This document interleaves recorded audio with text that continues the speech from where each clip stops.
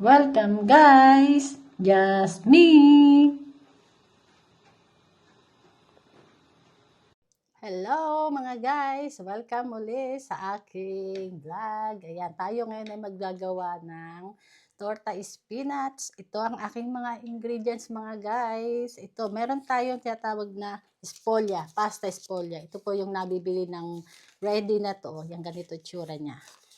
Pasta po ito. Ito po ay gawa sa harina. Tapos yan, ito yung aking spinach. Ito yung spinach na niluto ko na. Akin na ginisa kanina sa bawang lang. At meron din tayong grated cheese. At saka, yeah, meron tayong 2 eggs. At ito yung aking ricotta. Ito ilalagay natin. I-mix-mix lang natin yan. Siyempre, meron tayong pampalasa, asin at paminta. Ayan, ay i-mix lang lahat natin yan. At pakikita ko na lang sa inyo pag ating ipaghalo-halo, guys. Ayan, guys. Ito i-mix na natin ngayon ang lahat ng ingredients. Ito, ayan. Meron tayong 2 eggs.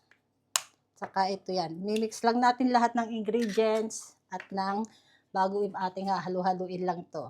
Madali lang paggawa ng torta spinach. Ganito lang yan. Yan. Pag na-mix nyo lahat, ang cheese ay lalagay din natin.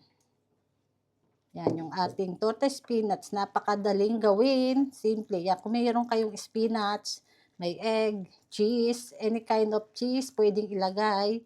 Tsaka yung ricotta. Ito po yung ricotta, ewan ko lang dyan kung nabibili sa Pilipinas. Siguro meron na rin dyan sa mga supermarket. Ito yan, mimix lang natin yan lahat.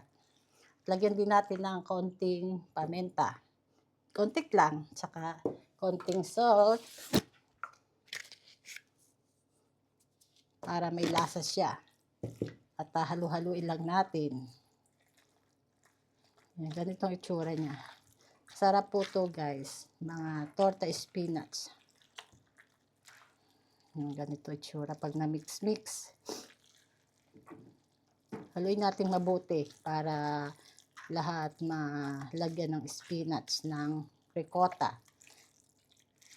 Siguro yung ricotta sa atin, parang white cheese sa atin yun. Hindi ko alam kung meron dyan sa atin. Kasi basta tawag dito sa Italia ay ricotta.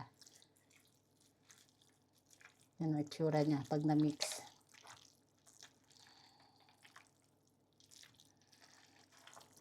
Tikman na lang natin sa lasa kung may lasa ito. Dahil yung cheese, medyo may alat na rin naman ng cheese. Kaya hindi naman ito masarap pag sobrang maalat. Yan. Na-mix na natin mabuti. Asadya lang natin. Tikman. Sa akin pwede ng lasa. Para hindi sobrang maalat. Tapos ganito ang gagawin natin guys. Ito yan, meron tayong lalagyan. Lalagay na rin natin to yung ating tatawag na pasta espolya. Na nabibili na po ito kasi ditong ready na siya. Yan. Ganito. Kasi iluluto natin to sa oven. Ganito siya guys. Yan. Dagdagan pa lang natin ng konting cheese dito para mas masarap. Mas masarap kasi pag maraming cheese. Yang torta spinach.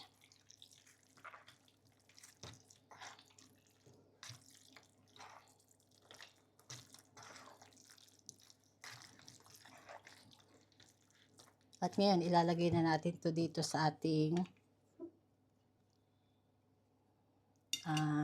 pasta espolya. Yan. At yung oven po natin to kasi sa 180 degree Fahrenheit sa mga 30 to 25 to 30 minutes lang. Madali namang maluto to dahil maluto na ang spinach. Yan, ganito. Ating torta spinach. Masarap po siya guys. Kung matatry nyo rin itong gawin. Simple. At yummy. Tapos, ganito yung ang mga gilid niya. Oh. Para maganda. Baba nyo yung espolya niya. Tawag kasi dito espolya, pasta espolya. Siyempre siguraduhin yung malinis ang kamay nyo pagka nagagawa kayo ng pagkain, nagluluto. Ayan, ganito. Tapos, lagyan din natin ng cheese sa ibabaw.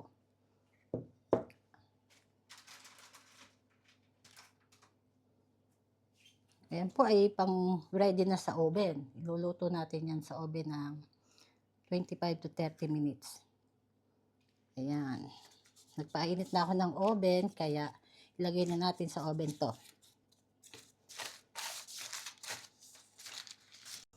Ayan, mainit na yung oven. Ilagay na natin itong torta spinach. Wait lang tayo ng 25 to 30 minutes. Ayan guys, tingnan natin after 20 to 30 minutes. Ito na ang itsura. At ito ay luto na. Yung ating torta spinach.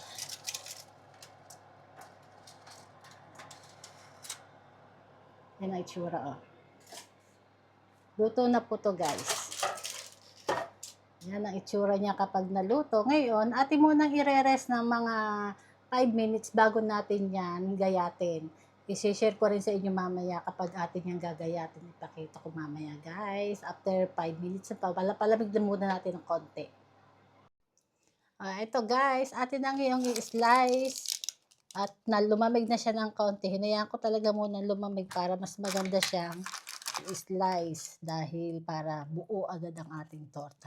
Mas maganda kasi na i-rest ng kahit 5 minutes. Maliit lang muna tali. Ipakita ko sa inyo. Yan, ating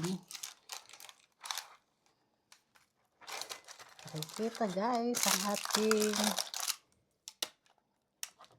spinach na torta. Ayan, medyo mahirap kunin ito. Ito guys, ang itsura niya. Ayan. Mainit-init, umuusok pa oh. Ito yung ating torta spinach. Ayan guys, ang itsura niya. Masarap to guys. Ayan, mga guys, mga viewers, ayan, at luto na. Ito at tayo pwede nang kumain, mga guys. Oh, ito na. Masarap to guys. Try nyo rin kung meron kayo mga ganitong ingredients. At mga guys, mga viewers, please like and comment na rin sa aking video. Thank you and God bless. Bye!